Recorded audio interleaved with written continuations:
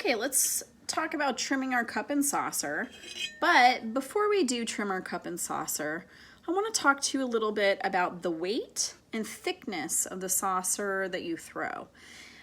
Because you're going to be throwing a foot ring into the bottom of your saucer, and you also have a depressed well in the middle of your saucer for your cup, you risk trimming up through the interior of your saucer a little bit more than you would if this was just a flat plate, right? Because this comes in. So you want to make sure that you really establish an idea of the thickness of your saucer before you start trimming. So I'm going to do the needle tool trick where I put my finger on one side, put my needle through, pull it out, and then I see that I have approximately a ½ inch here, okay? So that's how thick my saucer is right here in the middle of the well. So I'm gonna set this aside. When we trim our cups and saucers, we wanna trim our cup first so we can make sure that it fits in the well of our saucer. My cup is leather hard. I threw it yesterday. So I'm gonna get this centered and trim a foot. I'm gonna put down a little bit of water, and this is actually a really good trick for everyone who's throwing or trimming at home. Putting down a thin film of water really helps keep your piece suctioned to the wheel head and not skittering around when you're trying to throw it. So I'm gonna turn my wheel on. Get my wheel started. It's going the wrong direction. We always want to go counterclockwise. And I'm going to start to center up my cup here. Now, when I am trimming just myself in the studio, I just tap my cup on center, but just to get it centered for beginners, usually what we do is we hold our needle tool perpendicular to our form and draw a line. We can see that the line is right here, so that means that this side of the clay is sticking out a little bit further than this side. So I'm going to need to push this clay more towards the middle of the wheel so I can get it aligned. And when I move my clay to center, I move it a fraction of an inch. So I'm going to erase that line and do another line. So you can see that this part of the cup is getting touched by the needle tool. So that means that this is sticking out a little too far, but we're getting pretty close. Okay, so I'm going to move and push that line towards the middle of the wheel, fraction of an inch. And now my line is almost going all the way around. So I'm pretty close to getting this centered.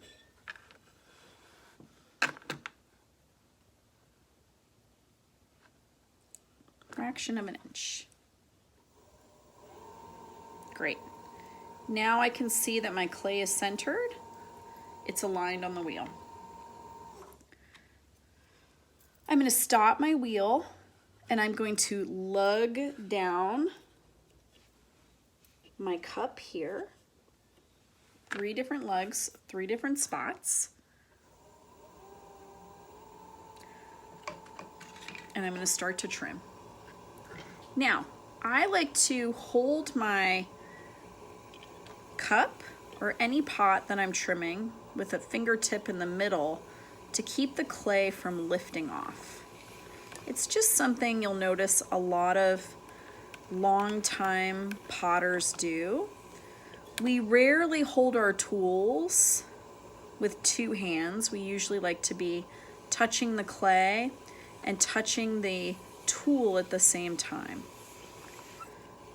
So I usually hold my hand and my tool in this triangular formation so I have stability and precision as I'm trimming. I use a combination of tools. I use a large trim tool to trim down the broad side of the cup so I don't get too many trimming lines. And I also use the edge of the small trimming tool and quite often the corner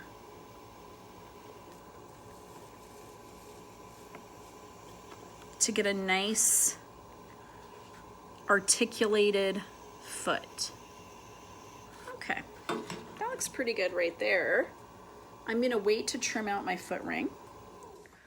I'm gonna stop my wheel and I'm gonna grab my leather hard saucer and I'm gonna set it down on top of my foot. And I can see here that my foot ring is locked in to the well of the saucer, and there's a little bit of wiggle room.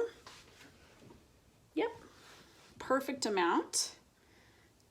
So that way when there's glaze on the interior of my saucer and a little bit of glaze here, it won't make it too tight of a fit.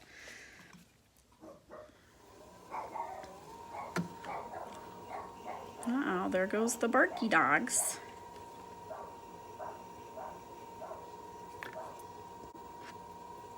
Okay, so I've trimmed my exterior. Now I'm going to trim out the interior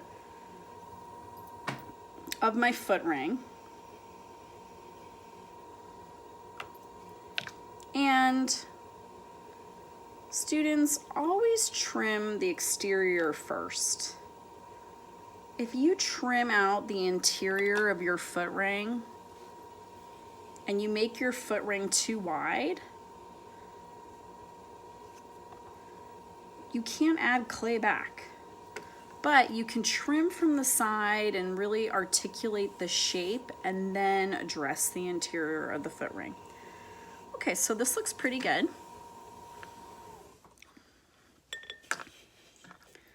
I'm gonna remove the lugs from the side of the clay, kind of give it a little twist to lift it off. Okay, here's my foot ring.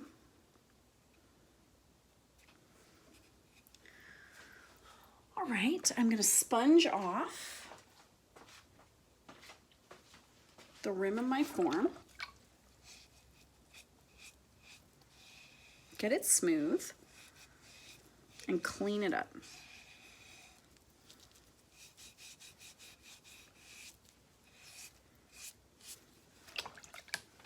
I'm going to set this aside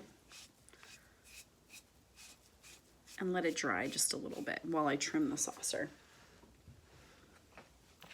Okay, now when I like to trim a saucer, I generally like to trim it on a flat surface that I can lift off the wheel. The reason is that I prefer to flip my saucers over in my hand rather than try and scooch them and the rims off the edge of the wheel, because I often will bend the rim trying to get it unstuck from the wheel head. But if I trim on a saucer, if I trim on a bat of some kind, I alleviate that problem. So I'm going to flip this upside down. And now I'm going to center this. So for the sake of expediency, I'm going to tap this on center. There we go.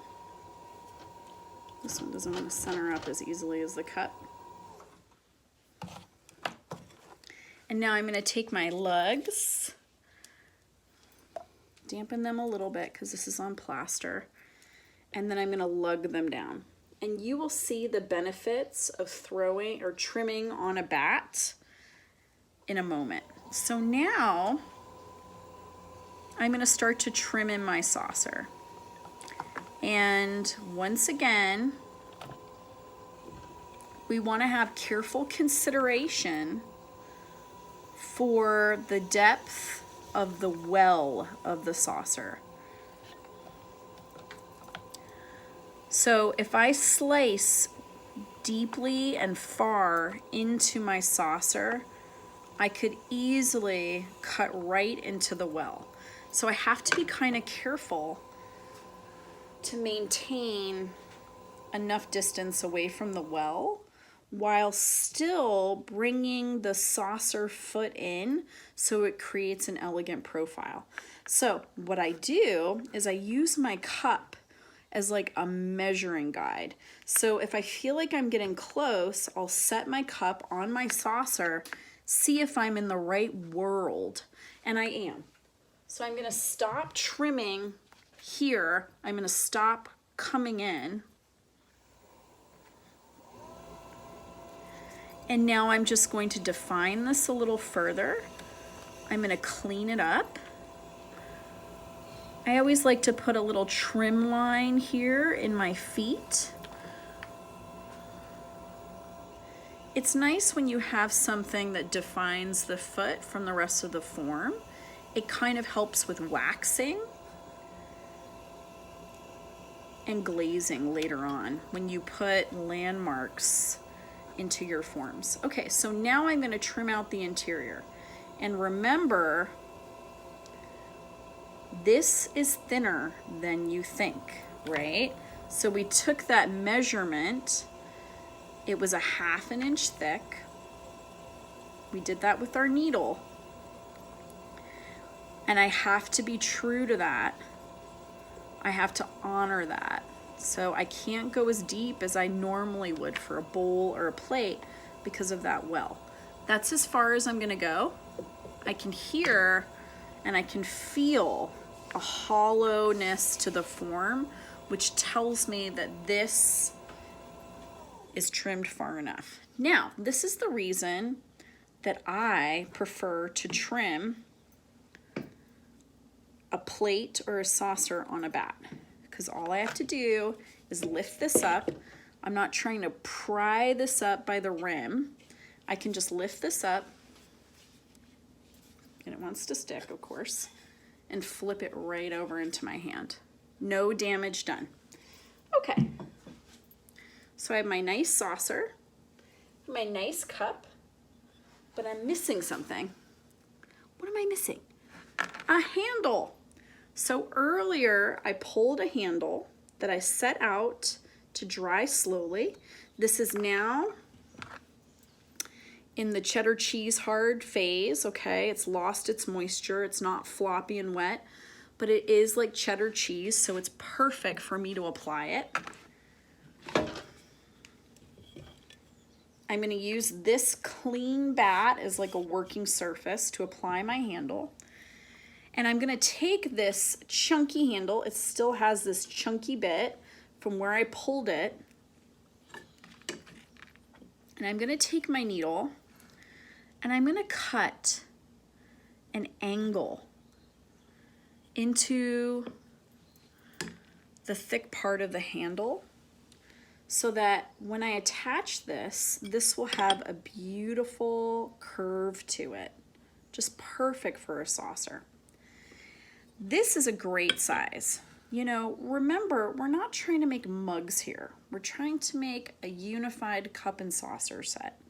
So we want our handles to feel a little bit more elegant, a little bit more whimsical, more playful, more thought out, maybe conceptual, rather than just a sturdy mug handle. Okay, so this actually looks really good to me. So I'm going to work on placing this. So I'm going to hold it there. I'm just going to make some little defining marks so I can come back in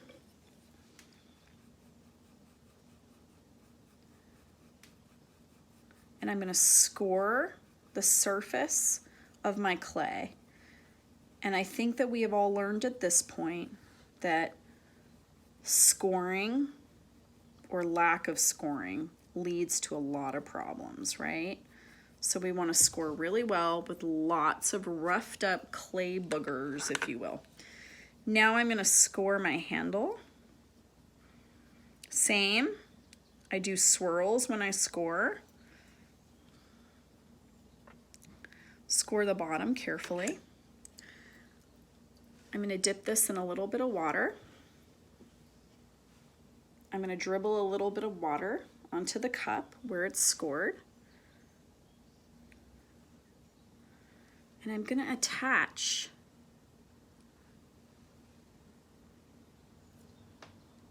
my handle to my cup. This is where attention to detail and craftsmanship really earn you the best grade. Coming back in, cleaning things up, making sure that your attachments are smooth, that they're sealed down, that any little rough clay bits that then turn hard in the kiln are wiped away. You don't want to be feeling any imperfections underneath your fingertips when you're drinking from your cup after the glaze firing. You want to feel a nice smooth surface, and any texture that you put on this form should be intentional, not because there's little leftover clay bits. Now, this handle has lift. It's very elegant. It matches this form. Let's place this cup in the saucer and see how these two forms come together.